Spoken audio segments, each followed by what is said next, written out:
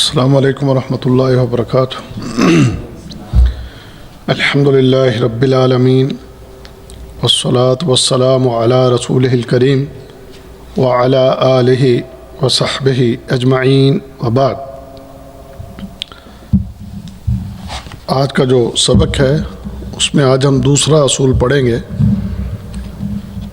مشرکین جو ہیں وہ یہ کہتے تھے کہ ہمارا غیر اللہ کو پکارنا اور ان کی طرف توجہ دینا، اس کا جو مقصد ہے وہ صرف ان کی شفاعت اور تقرب الہی کا حصول، اور اس کے لیے یہ دلیل سورہ زمر کی آیت نمبر 3 والذین اتخذوا من دونہ اولیاء ما نعبدهم الا لیقربونا الی اللہ زلفی ان اللہ یحکم بینہم فیما ہم فیہ یختلفون ان اللہ لا یہدی من هو کاذب کفار۔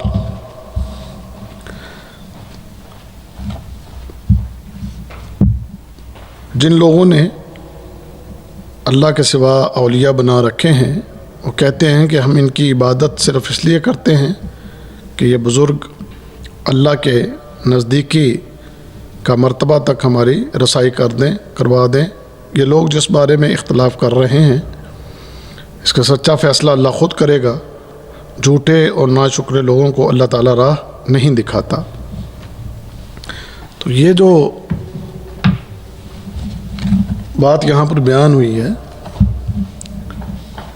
کہ مشرکین کا عقیدہ کیا تھا، ان کا نظریہ کیا تھا، کہ جب ان سے کہا گیا کہ بھئی تم ان کی عبادت کرتے ہو تو کیوں کرتے ہو، یہ تمہارے کس کام آئیں گے، تو ان کا جواب یہ تھا کہ بھئی ہم تو ان کو اس لیے پکارتے ہیں کہ ہم یہ سمجھتے ہیں کہ دنیا میں جو ہماری حاجت اور ضرورت ہے اس کے لیے بھی سفارش کریں گے، اور مرنے کے بعد اگر ہمیں کھڑا کیا جائے گا تو وہاں بھی یہ ہماری سفارش کریں گے، اور پھر ہم تقرب چاہتے ہیں اللہ کا، یہ ہمیں اللہ تک پہنچاتے ہیں، ہم ان تک پہنچتے ہیں اور یہ ہمیں اللہ تک پہنچاتے ہیں۔ تو یہ ایک مقصد ہے۔ اب ان کے اس نظریے کو کیا اللہ تعالیٰ نے قبول کیا یا اسلام اس کو قبول کرتا ہے؟ اسلام نے اس کا رد کیا ہے، اور رد کرتے ہوئے اللہ تعالیٰ نے پہلی بات تو یہ فرما دی کہ ان اللہ یحکم بینہم فیما ہم فیہ یختلفون۔ ایک تو یہ جو باتیں کر رہے ہیں اس کا پھر اللہ تعالیٰ ان کا فیصلہ کرے گا، اور ایسے لوگوں کو ان اللہ لا یہدی، ان کو ہدایت نہیں ملے گی۔ پھر کیوں؟ کیونکہ من ہوا کاذب کفار، جھوٹے ہیں، مکار اور ناشکرے ہیں۔ تو یہ ان کے بارے میں اللہ تعالیٰ کا فیصلہ ہے کہ اللہ تعالیٰ نے ایک تو ہدایت ان سے اٹھا لی، اور پھر اس کے بعد اللہ تعالیٰ نے ان کو جھوٹا قرار دیا، اور پھر اللہ نے ان کو ناشکرا قرار دیا۔ یعنی ایسے لوگوں کی بات عند اللہ بہت بری ہے، اور ان کا یہ فعل ان کو کافر قرار دیتا ہے، ان کو مشرک قرار دیتا ہے، ان کو جھوٹا قرار دیتا ہے۔ اب یہ اصول یہاں پر کیوں بیان ہوا ہے؟ یہ اصول اپنے زمانے کے لوگوں کے اس نظریے کو دیکھ کر بیان کیا گیا ہے کہ اس زمانے کے لوگ بھی یہی کہتے کہ اگر کسی سے پوچھا جاتا کہ بھئی تم یہ جو فلاں ہے، فلاں صاحب قبر ہے، تم کیوں اس کو پکارتے ہو، تو اس کا جواب بھی بالکل یہی، اور آج بھی یہی ہے۔ جس دور میں یہ کتاب لکھی گئی ہے اس دور میں بھی یہ سلسلے یہاں پر شروع تھے، اور کتاب میں یہ اصول اسی لیے بیان کیے گئے ہیں کہ اس وقت یہ چیز موجود تھی۔ ابھی یہ ترقی کرتا کرتا شرک کئی منزلیں جو ہے وہ طے کرتے ہوئے بڑی بلندی تک پہنچ گیا ہے، اور بڑی جدت آ گئی ہے، اور بڑی اس کے اندر جناب وہ سجدہ جا گئی ہے، بڑا میک اپ ہو گیا اب اس کا، بڑے انداز بن گئے ہیں اب۔ تو یہ چیزیں اس لیے بیان ہو رہی ہیں کہ تم اپنے اس فعل کا کس طرح دفاع کر سکتے ہو۔ یہ تو وہ فعل ہے کہ جس فعل کے بارے میں قرآن یہ بات کہہ رہا ہے، اور جو یہ بات کہتے تھے جو تم کہہ رہے ہو، تو ان کو اللہ نے جواب کیا دیا ہے؟ ان کو اللہ نے کہا کذاب ہے، یہ کفار ہیں، ان کی یہ بات درست نہیں ہے۔ تو یہ جو شفاعت، سفارش، پہلی بات تو یہ ہے کہ سفارش اور شفاعت اس سے مراد کیا ہے؟ یعنی ایک ایسا وسیط، ایسا واسطہ کہ جس کے ذریعے تمہیں نفع حاصل ہو یا جس کے ذریعے تم کسی نقصان سے بچ جاؤ۔ تو قرآن میں تو اللہ تعالیٰ نے محمد رسول اللہ صلی اللہ علیہ وسلم سے یہ بات کہلوائی کہ اے پیارے حبیب صلی اللہ علیہ وسلم، آپ ان سے کہیں قُلْ لَا أَمْلِكُ لَكُمْ ضَرًّا وَلَا رَشَدًا، آپ ان کو بتا دیں کہ میں تمہارے لیے کسی نفع اور نقصان کا مالک نہیں ہوں۔ یہاں تک کہ ایک جگہ کیا، قُلْ لَا أَمْلِكُ لِنَفْسِي نَفْعًا وَلَا ضَرًّا، میں تو اپنے لیے بھی کسی نفع اور نقصان کا مالک نہیں ہوں۔ اب چاہ جائے کہ آپ بابوں کو، سرکاروں کو، مزار والوں کو، مورتیوں کو، دربار والوں کو آپ یہ رتبہ دے دیں کہ یہ جناب نفع نقصان کے مالک ہیں، یہ ہمارے لیے کسی بھی ضرر کو دور کرنے پر قدرت رکھتے ہیں، کسی بھی نفع کو ہم تک پہنچانے میں قدرت رکھتے ہیں، تو یہ نظریہ ہی غلط ہے۔ تمام تر انسان کے لیے کسی بھی نفع و نقصان کا اگر کوئی مالک ہے تو وہ صرف اور صرف اللہ ہے۔ وَإِن يَمْسَسْكَ اللَّهُ بِضُرٍّ فَلَا كَاشِفَ لَهُ إِلَّا هُوَ، اگر تمہیں کوئی تکلیف پہنچ جائے تو اللہ کے سوا کائنات میں کوئی بھی نہیں ہے جو تمہاری اس تکلیف کو دور کر دے، اور اگر وہ کوئی خیر پہنچانا چاہے تو اسے بھی تم سے کوئی دور نہیں کر سکتا۔ تو یہ مالک تو اللہ ہے۔ اب تم ڈھونڈتے پھرو انسانوں سے، مورتیوں سے، قبروں سے، غیر اللہ سے، تو پھر تمہارا یہ عمل کفر کے مرتبے پر پہنچتا ہے، شرک کے مرتبے پر پہنچتا ہے۔ تو لہذا یہ بات یہاں پر بیان کرنے کا مقصد، اس اصول کو یہاں پر واضح کرنے کا مقصد کہ لوگ جو یہ نظریہ بنا کر بیٹھے ہیں وہ اس بات کو ذرا غور سے پڑھ لیں کہ ایسے لوگوں کا نظریہ، جن کا ایسا نظریہ تھا، ان کے بارے میں قرآن نے کیا بات کہی ہے۔ اب کچھ لوگ جو دور حاضر کے لوگ ہیں یہ کہہ دیتے ہیں، کہتے جی وہ تو جی بتوں کو پوجتے تھے۔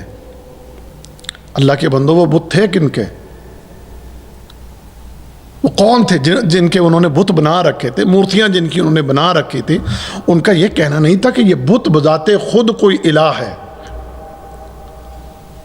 وہ یہ کہتے تھے یہ اوتار ہے، یہ اس کی ایک حیت ہے جو ہمارے دماغ میں ہے، جس کو ہم جانتے ہیں۔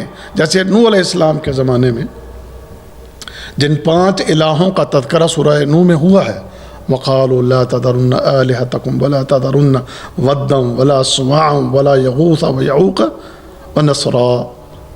ود کیا تھا؟ ود سواع وہ کیا تھا؟ یغوث، یعوق، نصر یہ کیا تھے؟ یہ ان کے بڑے بزرگ تھے۔ حضرت نوح علیہ السلام سے پہلے یہ وہ لوگ تھے، یہ بزرگ کہ جو اپنی قوم کی تربیت کرتے، قوم کو دعوت دیتے، ان کی جو ہے رہنمائی کرتے، ان کے پیشوا تھے، راہبر تھے، رہنما تھے، فوت ہو گئے۔ ان کے فوت ہونے کے بعد ان کی قوم نے ان کی تصویریں بنائیں، پہلے قبریں، پھر قبروں سے تصویریں، پھر انہی تصویروں سے آگے مورتیاں بنیں۔ ان مورتیوں کے بارے میں کیا تھا خیال کہ یہ اصل میں شکل ہے ان کی، اب ہم ان کے سامنے بیٹھ کر ان کو یاد کر رہے ہیں۔ یہ ود نہیں ہے، یہ سوا نہیں ہے، یغوث، یعوق یہ نہیں ہے، یہ ان کی شکلیں ہیں، یہ ان کی حیت ہے، یہ صورت ہے۔ تو ہم ان کو اپنے سامنے رکھ کر ذرا ہمارا خشوع و خضوع برقرار ہو جاتا ہے، ذرا توجہ ہو جاتی ہے، اور ہم پھر پورے دھیان اور توجہ سے ان کو پکارتے ہیں۔ اصل میں ہمارے دماغ میں وہ اصل ہے، اصل وہ جو یعوق، نصر وغیرہ جو ہیں، ود، سوا، وہ ہیں ہمارے ذہن میں، اور ان کی یہ شکلیں ہیں۔ اب صرف یہ ہوا ہے کہ انہوں نے ان کی مورتیاں بنا کر ان کو پوجا، اور ہمارے لوگوں نے ان کی قبروں کو پوجا، ان کی قبریں بنا کر اور جناب ان کے کتبے لگا کر اور تصویریں بھی لگا کے ان کو پوج رہے ہیں۔ اب تو باقاعدہ اللہ تعالیٰ ہدایت دے ہماری اس قوم کو کہ تصویریں ان کی اپنے گھروں میں لگاتے ہیں، اپنی گاڑیوں میں لگاتے ہیں، اپنے جناب کہیں بزنس تجارت دکان ہے وہاں پر لگاتے ہیں، اور کیا نظریہ ہے کہ ان کی برکت سے ہی قائم ہے، گھر میں خیر ان کی برکت سے ہے، روزگار میں برکت ان کی وجہ سے ہے، میری گاڑی محفوظ ہے اسی کی وجہ سے ہے، تصویریں لگا رکھی ہیں۔ تو مورتیاں اور یہ تصویریں فرق کیا ہے؟ اور اس کے ساتھ یہ قبریں، اور پھر نظریہ وہی ہے جو نظریہ ان کا تھا۔ کیا کہتے ہیں؟ ساڈی ان آگے، ہماری پنجابی میں تو یہ کہاوت ہے، آپ کے پشتوں میں کیا ہے مجھے نہیں پتا، ہمارے ان کے آگے اور ان کی، کہتے جی یہ چونکہ نیک ہیں اور ہم برے ہیں، ہم ان کی اللہ موڑتا نہیں، ہماری سنتا نہیں، ان کی موڑتا نہیں، تو ہم ان کو سناتے ہیں اور یہ آگے پہنچاتے ہیں۔ تو یہ اس طرح کی باتیں وہ لوگ بھی یہی کہتے تھے، کہتے جی ہم تو دیکھیں نا، ہم تو گناہ گار ہیں، ہم بڑے برے ہیں، تو یہ جن کی ہم پوجا کرتے ہیں، جن کو پکارتے ہیں، یہ اصل میں ان کی جو تھی وہ ڈائریکٹ اللہ تعالیٰ سے بات چیت تھی۔ اور پھر بڑی عجیب و غریب آج کے معاشرے کی بات کروں کہ بڑی عجیب و غریب سی مثالیں بھی دے دیتے ہیں، کہتے دیکھو نا، آج آپ نے کسی وزیر کو ملنا ہو، کسی صدر کو ملنا ہو، تو ہم ڈائریکٹ نہیں جا سکتے۔ اچھا کیا کرنا، آپ کو درمیان میں چپڑاسی سے ملنا ہوگا، درمیان میں کسی واسطے کو لانا ہوگا، تب جا کے آپ اس وزیر کو، اس صدر کو مل سکتے ہیں۔ اور ایک اور بڑی عجیب و غریب سی مثال دیتے ہیں، یہ چھت ہے، چھت پر جانا ہو تو جناب وہ سیڑھی کے بغیر نہیں آپ جا سکتے۔ یہ مثالیں آج دے دی جاتی ہیں۔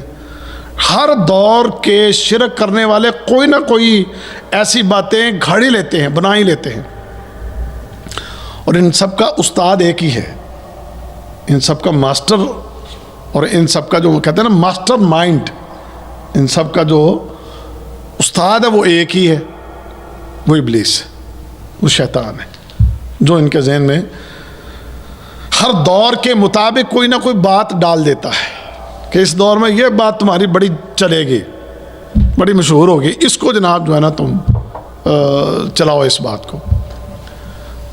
اب اللہ تعالیٰ معاف کرے، ہمارا اللہ دنیا کے بادشاہوں جیسا نہیں ہے۔ دنیا کے بادشاہ جو ہوتے ہیں انہیں تو پتہ نہیں ہوتا کہ دروازے کے باہر سائل کیا فریاد لے کر آیا ہے، بادشاہ کو پتہ نہیں ہوتا، وہ بیٹھا ہے لاہور میں یا اسلام آباد میں، اس کو نہیں پتا کہ اس کی رعایا کے اندر کیا معاملہ چل رہے ہیں۔ کوئی لاہور میں بیٹھا ہے، اسلام آباد، ابھی ٹھیک ہے کہ لائیو اس کے ذریعے بات وزیر اعظم تک پہنچ جائے، وہ بھی تبھی ہے اگر وہ دیکھے گا تو، اگر وہ دیکھے گا تو، ورنہ بلکہ اب جیسے ہمارے آج کے جو حکمران ہیں وہ تو کہتے ہیں نہیں دیکھیں گے تو ٹینشن ہوگی، ہم نے لائیو ان چیزوں کو نہیں دیکھنا، دیکھنے سے ٹینشن ہوتی ہے۔ وزیروں مشینوں سے سنا کے جو بھی فیصلے ہیں وہ کر دیں گے اور حکم صادر کر دیں گے، لائیو نہیں دیکھنی کسی چیز کو، ممکن ہے وہ سیدھا مجھے کوئی گالی ہی نکال دے۔ تو خیر جو میں بات کرنا چاہتا ہوں کہ یہ ظلم ہے، یہ تنقیص ہے ہمارے رب کی کہ تم مثالیں کون سی دے رہے ہو، دنیا کے بادشاہوں کی مثال اس کو اللہ کے ساتھ ملا رہے ہو، چھت کی مثال اللہ کے ساتھ ملا رہے ہو۔ رب کائنات نے دیکھو کتنی پیاری بات،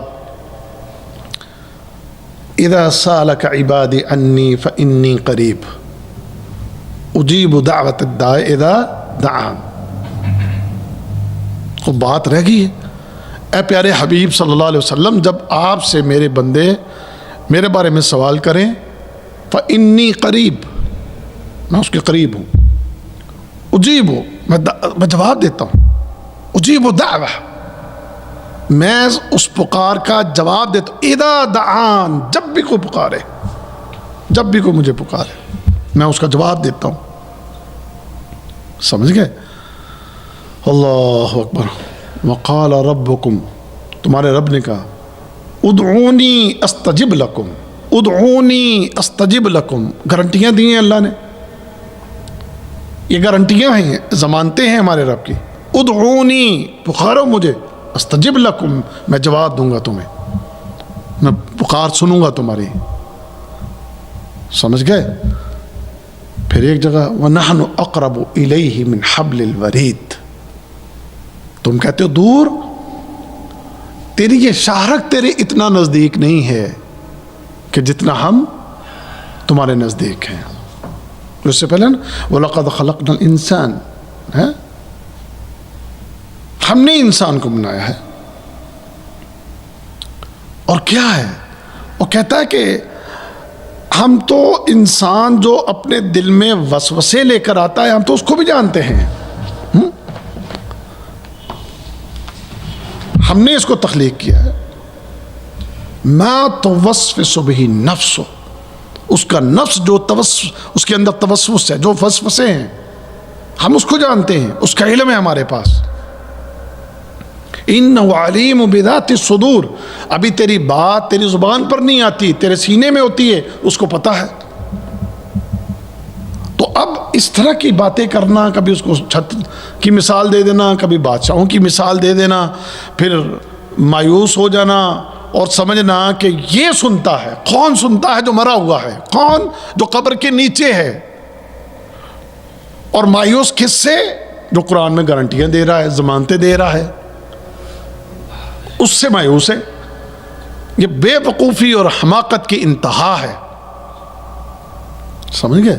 تو لہذا یہ اس نظریے کے رد کے لیے یہ دوسرا اصول یہاں پر بیان ہوا ہے کہ یہ نظریہ درست نہیں ہے، اس کی شدید مذمت کی گئی ہے۔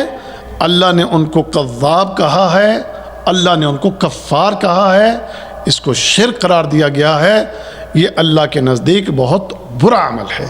تو ایک تو یہ بات ہو گئی اس دوسرے اصول میں۔ اور دوسری بات شفاعت کے طلب کے بارے میں مزید یہ اللہ تعالیٰ کا فرمان وَيَعْبُدُونَ مِن دُونِ اللَّهِ مَا لَا يَضُرُّهُمْ وَلَا يَنْفَعُهُمْ وَيَقُولُونَ هَؤُلَاءِ شُفَعَاؤُنَا عِندَ اللَّهِ، یہ لوگ اللہ کے سوا ایسے لوگوں کی عبادت کرتے ہیں جو نہ ان کو نقصان پہنچا سکیں اور نہ ان کو نفع پہنچا سکے، اور کہتے ہیں کہ اللہ کے پاس ہمارے سفارشی ہیں۔ یعنی اب کیا وہ جو قبر میں پڑا ہے یا جو سامنے مورتی پڑی ہے، بے وقوفی آپ دیکھیں، مورتی سے بندہ ڈر رہا ہو کہ یہ مجھے کوئی نقصان دے دے گا، یا مورتی سے بندہ یہ امید لگا کے بیٹھا ہو کہ یہ مجھے نفع دے دے گا۔ ایک قبر میں پڑے ہوئے مردے سے انسان یہ توقع کر لے کہ جناب یہ قبر میں پڑا ہوا مرا ہوا، پتہ نہیں اس کی قبر میں کیا حالت ہے، پتہ بھی کوئی نہیں ہمیں کیا پتہ کہ اس کی قبر میں کیا حالت ہے، اور اس کو پتہ بھی کوئی نہیں کہ باہر کھڑا کون مجھے پکار رہا ہے، کون آوازیں لگا رہا ہے، اس کے علم میں نہیں ہے، وہ اس چیز پر قادر ہی نہیں ہے۔ اب باہر کھڑا بندہ جو وہاں، اب آپ جائیں، اللہ معاف کرے کوئی نوبت تو نہ آئے کبھی ایسی، مزاروں اور درباروں پر لوگ ان کی کیفیت کیا ہوتی ہے، یوں گڑ گڑا کے وہاں پر جناب جھولیاں پھیلا کے اور ہاتھ پھیلا کے دعائیں کر رہے ہوتے ہیں کہ گویا وہ سن رہے ہیں اور ان کو وہ فائدہ بھی پہنچا دیں گے، اور جناب ان کا کوئی نقصان کا معاملہ جو ہے اس میں بھی ان کی وہ مدد کر دیں گے۔ اور اتنی اللہ تعالیٰ معاف کرے جہالت کہ اللہ کے در پر نہیں آئیں گے، مسجد میں نہیں آئیں گے، نماز نہیں پڑھیں گے، کبھی وہ ہاتھ اللہ کی بارگاہ میں نہیں اٹھے ہوں گے، کبھی ان کی زبان سے یا اللہ، یا حلیم، یا ودود، یا قوی، یا ارحم الراحمین، یا خیر الراحمین، یہ الفاظ نہیں ہوں گے۔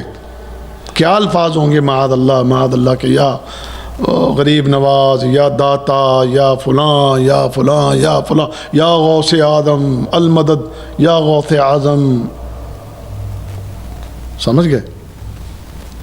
اور پتہ نہیں کیا کیا آگے جناب ردیف قافیے لگا لگا کے ان کو سلطان العلماء، سلطان العارفین، پتہ نہیں کیا کچھ جناب ان کے آگے پیچھے لگا کر، لیکن اپنے رب کو پکارنے کے لیے الفاظ ان کے پاس نہیں ہیں، اپنے رب کے سامنے دعائیں کرنے کے لیے ان کے پاس الفاظ نہیں ہیں۔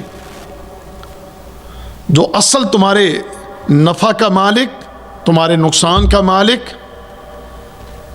جس کی جس کے قبضہ قدرت میں ہر چیز ہے، اس کی طرف سے مکمل طور پر مایوس اور مکمل توجہ اور مکمل دھیان ان کی طرف، بزرگوں کی طرف۔ تو لہذا قرآن نے اس کا رد کیا ہے اور اس چیز کو واضح طور پر شرک قرار دیا ہے۔ اب یہ جو شفاعت ہے، اس کی دو قسمیں مؤلف رحمہ اللہ نے، کہ ایک ناجائز شفاعت، دوسری جائز۔ ناجائز کیا ہے؟ کہ غیر اللہ سے ایسی چیزوں کا مطالبہ کیا جائے جس پر اللہ کے علاوہ کوئی بھی قادر نہیں۔ جیسے کہ اللہ تعالیٰ نے ارشاد فرمایا کہ یا ایھا الذین آمنوا انفقوا مما رزقناکم من قبل ان یأتی یوم لا بیع فیہ ولا خلۃ ولا شفاعۃ والکافرون هم الظالمون۔ ایمان والو، جو ہم نے تمہیں دے رکھا ہے اس میں سے خرچ کرتے رہو، اس سے پہلے کہ وہ دن آئے جس میں نہ تجارت ہے، نہ دوستی اور شفاعت، اور کافر ہی ظالم ہیں۔ اب مجھے یہ بتائیں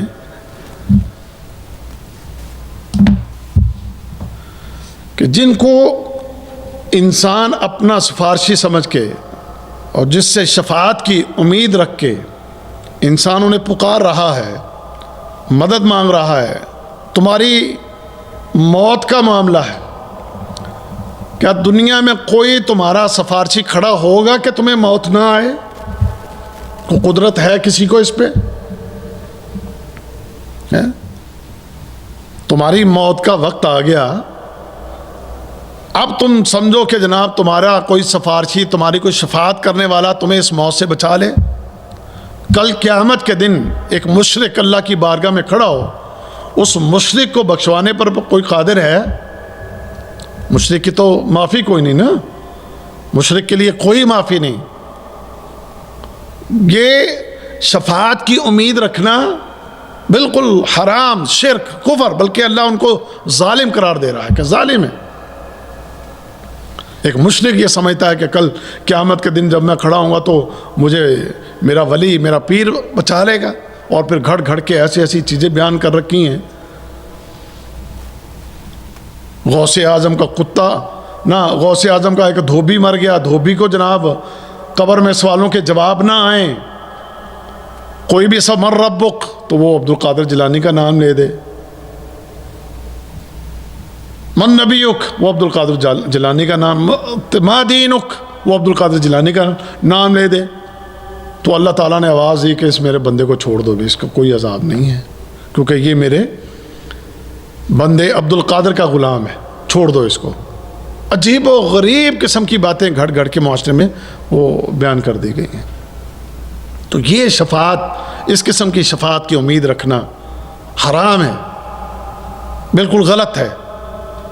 شفاعت جو ہے، جو جائز شفاعت، کل قیامت کے دن پیارے حبیب محمد رسول اللہ صلی اللہ علیہ وسلم کو شفاعت کبریٰ نصیب ہوگی۔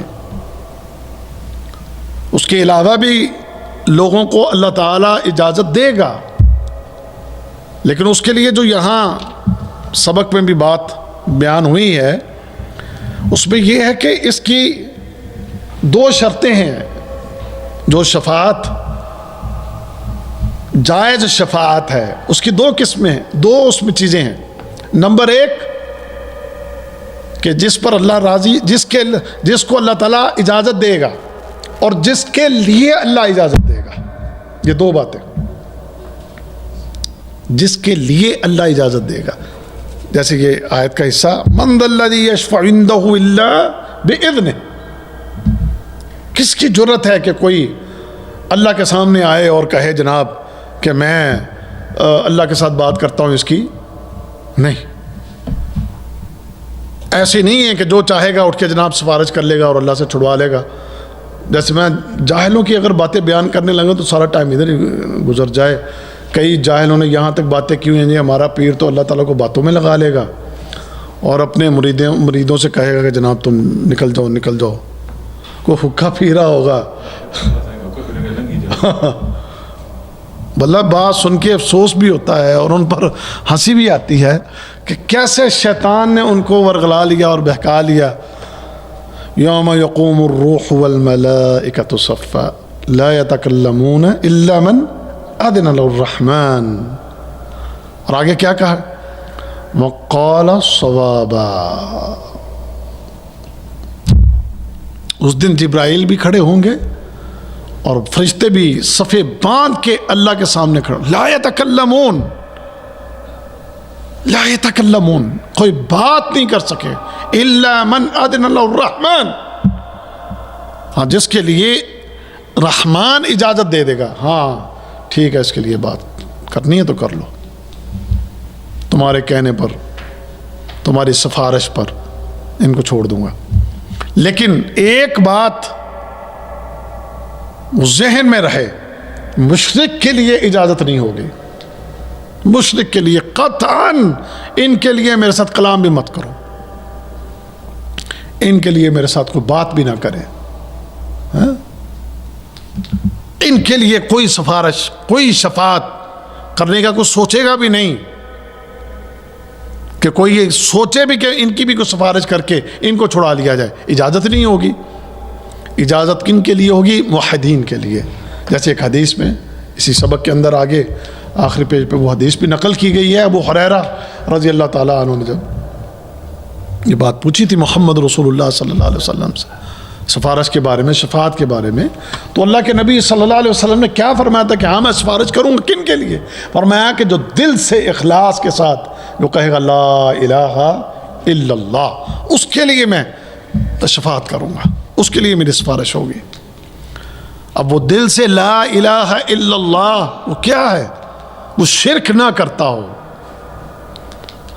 اس کے لا الہ الا اللہ کے کہنے میں اخلاص ہو، اخلاص، ملاوٹ نہ ہو، ملاوٹ سے بالکل پاک. وہ اللہ کی بارگاہ میں گناہ لے کر آئے گا. ہم سب گناہ گار ہیں اور بڑے بڑے گناہ ہیں ہمارے. کوئی ایک بندہ بھی ہم میں سے ایسا نہیں ہے کہ جس کے ذمہ گناہ نہ ہو. کسی کے ذمہ زیادہ ہیں، کسی کے ذمہ کم ہیں. جھولیاں ہم نے اپنے گناہوں سے ہی بھری ہوئی ہیں، اپنے رجسٹر ہم نے گناہوں سے کالے کر رکھے ہیں. اب کل قیامت کے دن جب اللہ تعالیٰ کی بارگاہ میں ہم آئیں گے تو دعا تو یہ ہے اللہم حاسبنا حسابا یسیرا، کہ اللہ تعالیٰ ہمارا آسان حساب کرے اور ہمیں کسی بھی تکلیف سے اور اپنے عذاب سے بچا لے، کیونکہ ہم عذاب الہی برداشت نہیں کر سکتے بھائیو. کوئی بھی اللہ کے عذاب کو برداشت نہیں کر سکتا. یہ جسم بڑا کمزور ہے.